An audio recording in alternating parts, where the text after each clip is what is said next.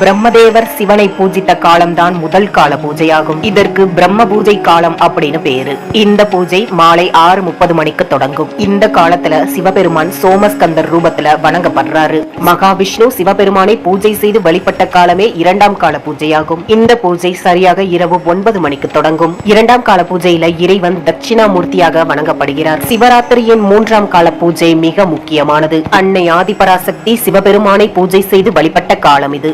3ஆம் கால பூஜையின் போது மட்டுமாவது சிவனை வழிபட்டு கண் விழித்து சிவ சிந்தனையிலேயே இருந்தா முழு இரவும் சிவனை வழிபட்ட பலன் கிடைக்குமாம். இந்த பூஜை நள்ளிரவு 12 மணிக்கு தொடங்கும். இந்த காலத்துல சிவபெருமான் லிங்கோத்பவராக ஆராதிக்கப்படுறாரு.